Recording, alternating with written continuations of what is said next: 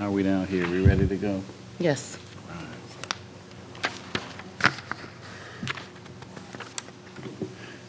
Good afternoon. I bring this agenda meeting to order for Monday, April 22nd, 2 p.m. Just looking up and down the dais here where all council people and myself are present.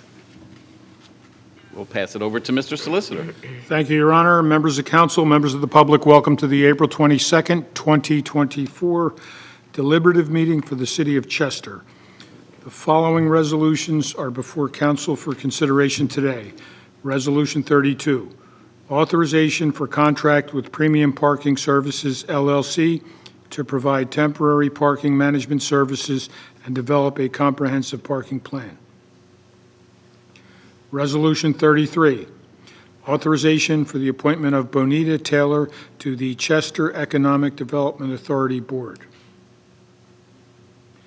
Resolution 34, authorization to ratify the appointment of Gerald Mack as the Human Resource Director. That would conclude the resolutions, and there are no ordinances for today. Excellent. Thank you, Mr. Solicitor.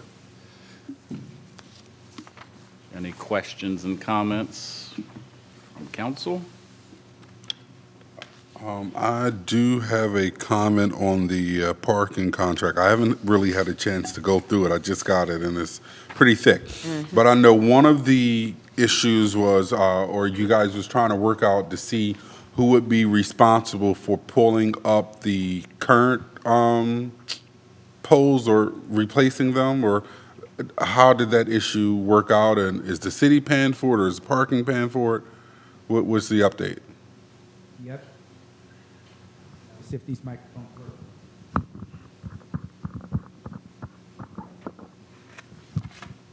Okay, it's not working. Anyway, nonetheless, the problem is it's a legal matter because they don't belong to us. The receiver is actually taking the lead on this. We did talk with the premium company, the handle that's going to come on. Their concern is they can take them off, but if they get damaged, who's responsible for it? The other thing too is where they're going to store them, who would be responsible for storing them. So right now the receivers are taking the lead on getting in touch with the previous parking company, and their legal team are going back and forth over how to address this issue. So as of now, as the week before last, they were waiting to hear back from their legal team on if we're going to go ahead and take that risk and take the heads off and leave the poles. That I have got an answer on that. So the previous parking company, they own the poles and the head, or just the head? They installed the poles, so they own the whole structure, whole setup. Okay. And so you guys said that they're going to just take the heads off, and we're going to replace them with, the new parking company is going to replace them with their heads. We're not going to put heads on. We're going to put signs. Signs. Yeah, we're going to put parking signs, and on the sign, you're going to have the number you can call, QR code. Just like you go in the city, you can download the app, or you can scan the QR code, or those that maybe don't have a smartphone, they can call the number. But you won't have, actually, we call them lollipops, you won't have those on there. It's just strictly, everything's digital. Okay.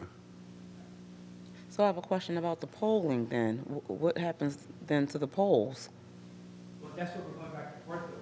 Because when you take those poles out, you gotta cut them down, you gotta cap it at the bottom, which is what we're kind of recommending, because you want to have some type of cap at the bottom, which is the magnetic caps.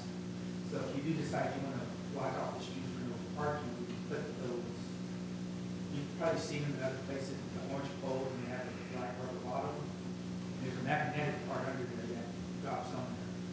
But that would have to be installed either by the parking company, they have to get a contractor to do that, or our public works department would have to engage. And you don't know the cost that will be associated with that? So, the answer to your question, we don't have a solid answer. on who's gonna be held responsible for taking the pole. And at what point do I know in the previous parking contract, the city didn't receive money until, I guess, the parking company got all of their money back or something like that. At what point will the city begin to receive money from this parking company or from the revenue collected? We will start receiving money probably about 60 days after. But the question I think you're really looking at is, when are we gonna actually break even or make a profit off of it? Mm-hmm. We won't for the first year, because we have to get things back up and operational. We're still looking at the parking study that has to be performed. So there's money gonna be made out for the parking study. And on top of that, when we're looking at the parking study, they're gonna be reviewing what areas we're gonna really suggest for residential parking. You already have some areas already designated for residential parking. But when they're looking at this, they're gonna look at all of Chester and really come back with some proposals on what they would recommend. So the first year, you're not gonna see, we probably don't even break even, because we have to spend about 4,500 monthly just for the administrative costs. In the first 60 days, we're not gonna charge anything. It's gonna be a reminder to let everybody know parking enforcement's gonna happen. These are warnings. We're gonna get warnings for the first 45 days or so. Then after that, enforcement will probably start in 60 days.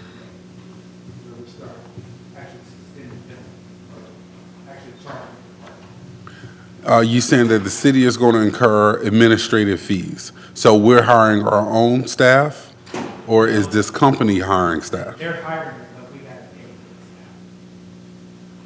So they hire, they're managing, and that's what that monthly charge is, for managing the parking program. Okay. What's going to be included in the study?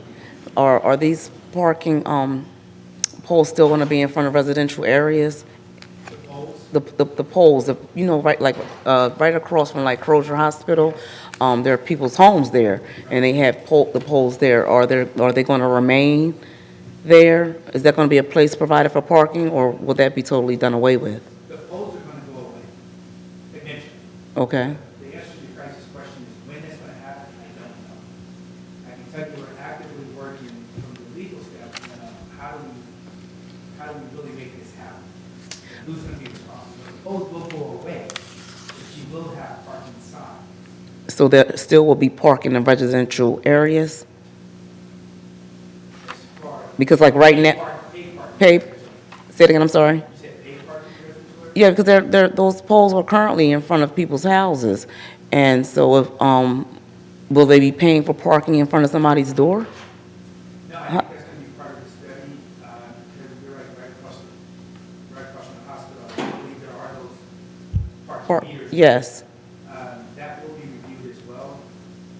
Or do we put residential parking there, or are we gonna leave just on the main street there, paid parking? So they're gonna review that as well. How do we really better manage that? Yes. That would be a good idea. I don't see it in here yet, but do we know the number that this is going to cost the city? So right now, we're estimating about 250,000 for the first, about 200,000 for the first year, first year and a half, 2 years.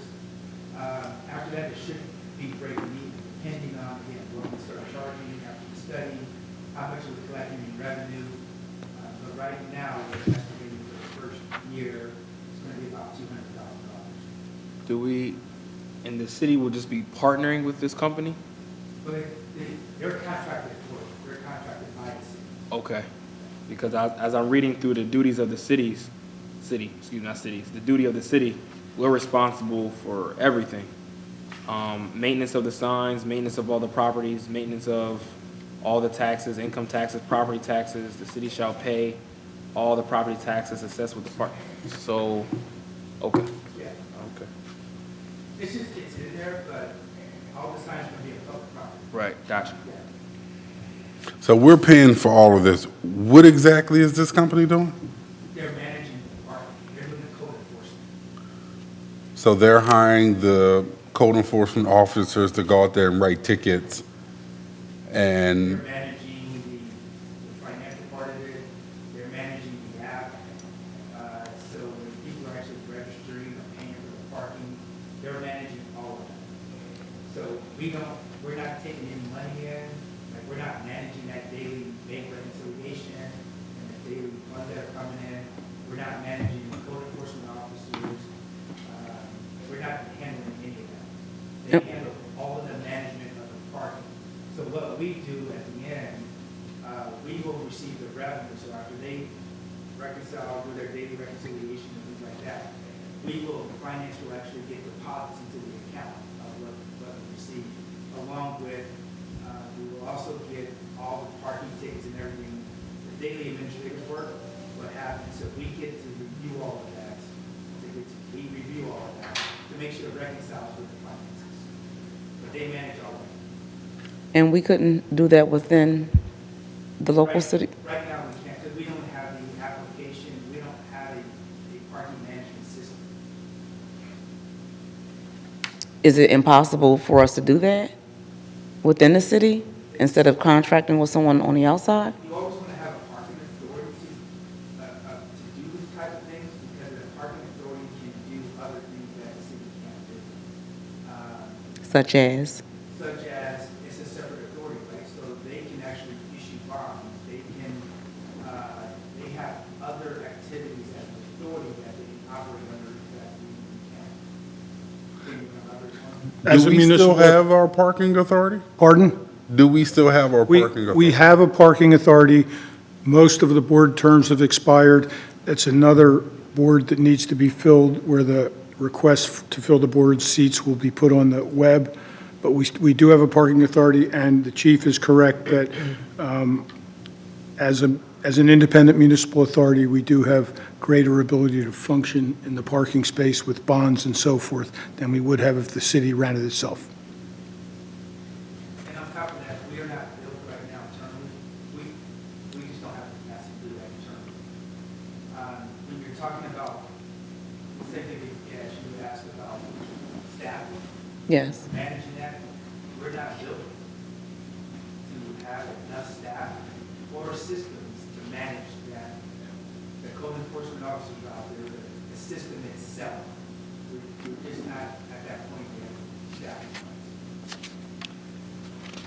How long would it take before the city will see any type of revenue generation?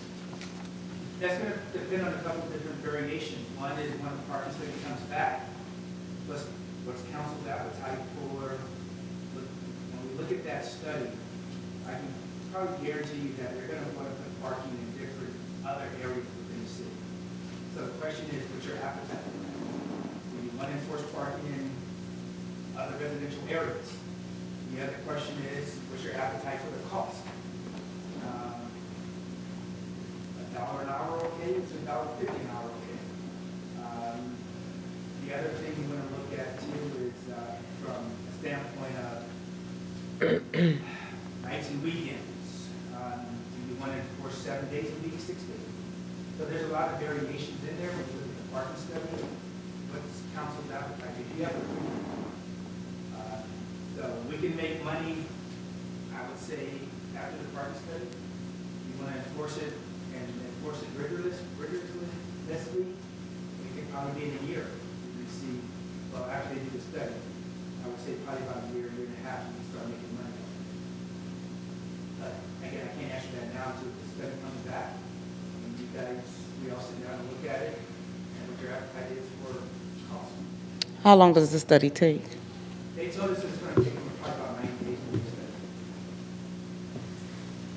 So will the businesses here downtown be factored in, considered? Because there were a lot of concerns about, parking, metered parking affecting their businesses.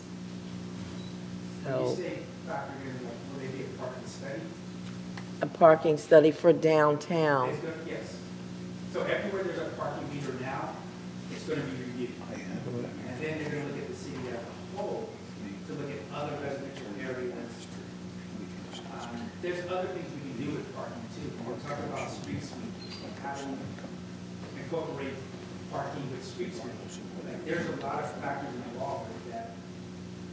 In reference to, if you are looking to enforce parking, keep your streets clean, and then break even on how we're going to enforce it.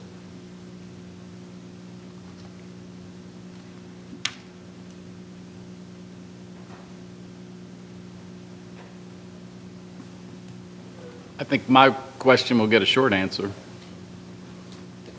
It says here they're going to provide temporary parking management services. What's temporary refer to? Temporary refers to until after, so probably the first year, we said temporary until the parking study is complete. Once the parking study is complete, and we go over that with council, and then we need to decide what we want to do.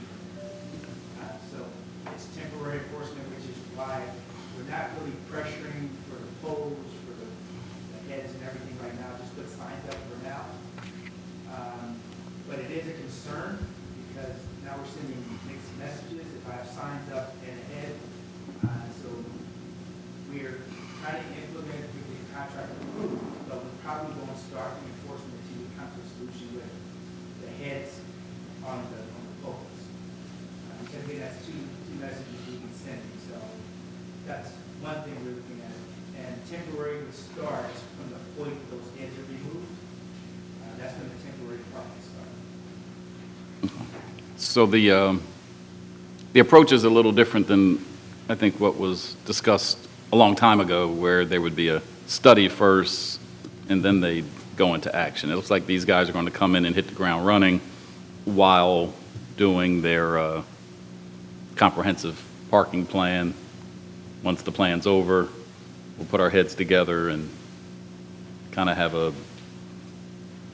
set way of operating after that. Well, it was changed a couple of times. I think it was always temporary enforcement, and then there was some back and forth between myself and the receiver, and I think even a couple of different meetings. We kept deciding, do we do the plan first, or do we do temporary enforcement simultaneously? So it kept going back and forth. But the temporary enforcement, again, is just, there was people who started complaining. We got to do something, we got to do something. So that's what we said. Let's just move with temporary enforcement until the plan is complete. Okay.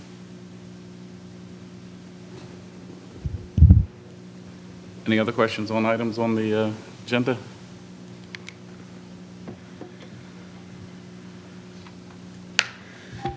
How about those of you out there? Directors, guests? If you do have something, you have to come up to the microphone. Isn't that fancy?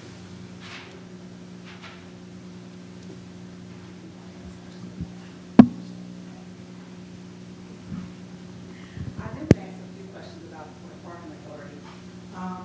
$10,000 that we did not receive from from last year that they owe us, could that be part of the agreement that kind of comes about when y'all start talking money? Could that be that to get all? With $10,000, I'm not familiar. So they owe us $10,000. Who's The that? previous, So if you're going back and forth. Yeah, I know. Is your question the previous parking vendor? Yes. So, So they own those meters, and I don't know, I guess if they want to charge or kind of put any charge up or anything of that nature, they still owe us $10,000. so I believe there's a legal matter pending. The receiver's handling it on behalf of the city. My suspicion is that that will be accounted for in the lawsuit. There's significantly more than $10,000 at stake. Yeah, I know that's what I counted on my end, just that little Yeah. small part, because I know I had to get that. But then another thing also with the meters as well, there are, what do you call those? They're signals or some type of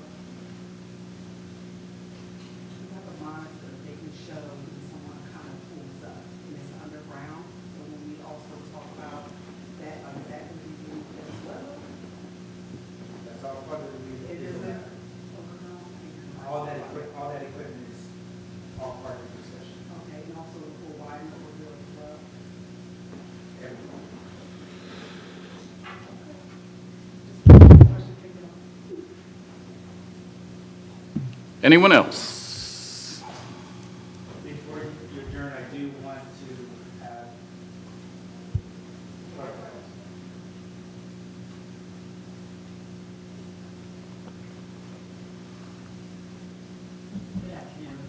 Good afternoon. Afternoon.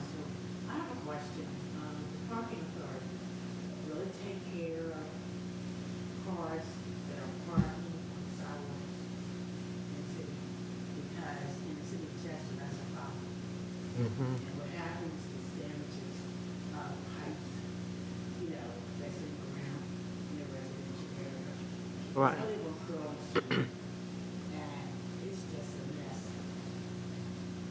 And it's not just on Grove Street, but in other areas.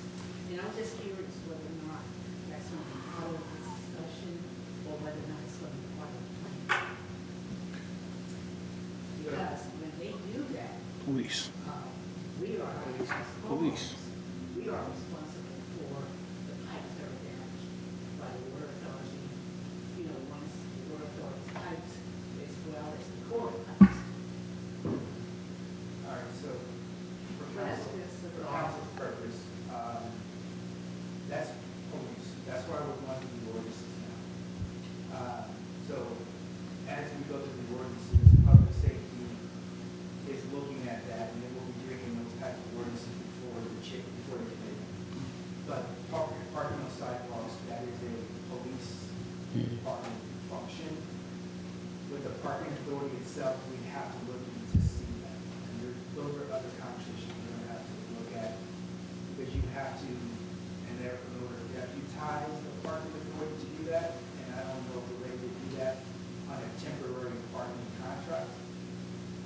Not, unless you guys feel otherwise, but I would not suggest deputizing a temporary company that we're not sure what the future's going to be and what it's going to look like. But right now, that falls in place. And I would just state that there is authority under the current ordinances and state law to enforce that situation. But it's not enforced.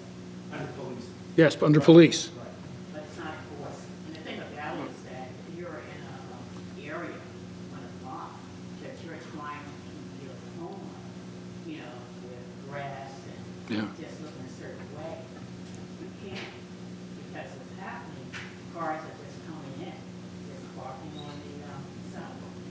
And you can't grow grass, and it's sad.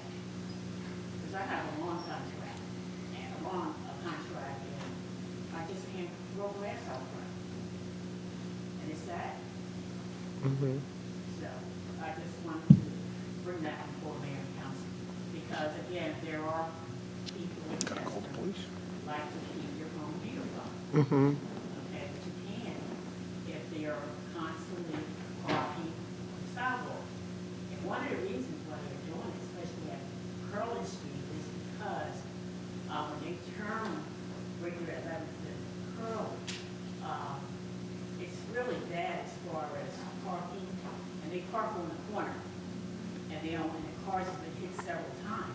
My car has not been hit because I'm allowed to park across the street. So I just think that's a serious matter. I've seen it all over the city. It just doesn't look good, especially if you're trying to keep the city to look a certain way. Right. That's right. Okay? That's right. Thank you. Thank you. Welcome. I had a comment. Not a comment on what Ms. Carter just said, Use but, mic. so I had a comment not on what Ms. Carter just said, but on Resolution 34, the authorization to ratify the appointment of Gerald Mack as the Human Resource Director. Did Mr. Mack already start as our Human Resource Director? Okay. Today is his first day. Is Mr. Mack here? Yes, I was going to, Oh, okay, all right. actually was going to have him introduce himself and tell a little bit about himself. Gotcha. And I was just gonna give you a warm welcome, so I'll let you introduce yourself, and then we'll get to my part. Sure. Good afternoon. Hope you hear me. Thank you. My name is Gerald Mack. This is my first day as City HR Manager. A little bit about me. I'm a Delaware County resident for the past 15 years about. I'm in Philadelphia, graduated from Delaware University. I've been in human resources field basically all my career, over 25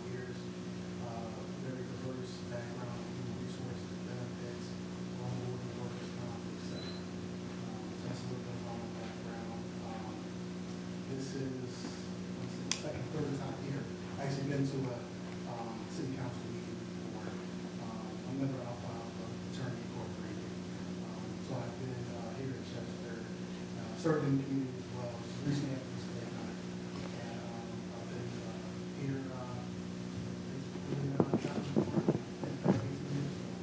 questions for me? Well, no questions, Mr. Mack, but first and foremost, on behalf of City Council, we want to make you feel welcome to our community, welcome to our city. So thank you for applying for the job and thank you for having us. I do have one question though. As our new Human Resource Director, other than your 25 years of experience, what do you think is the #1 thing you bring to the new team of Chester City Hall? I say my overall experience in just about every field of human resources, and also my ability to learn and to affect change. I want to be there and have today is to see some things we can improve upon. Not necessarily the right things, but what we can improve upon. So I think, and also to be a resource, to be professional and have everyone in this office look at human resources as a resource for them. Thank you. Welcome, Will.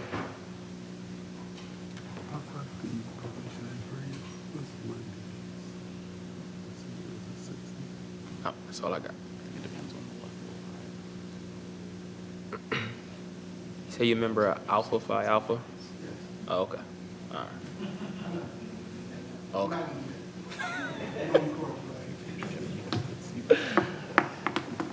I just had a quick question. I've seen on the resolution, the probationary period is 60 days, but I've seen some that says 90 days. So some clarification on why some is 60, why some 90. So 90 days is for, union. So the Teamsters and their CBA, they have 90 days. Okay. Non-bargaining, their probationary period is 60 days, based on the policy. So that's why you see the difference. Thank you. Any other questions, comments? Welcome, Mr. Mack. It was a pleasure to be involved in the interview process and being a part of selecting you. I wish you a great career here in the city of Chester. We certainly are looking forward to having some leadership in our HR department. And the experience that you bring is wide and broad, like you said. As a sports buff, this guy's Hall of Fame football and track for Millersville. So that's that button I'm sure you have on your lapel there. He's a beast.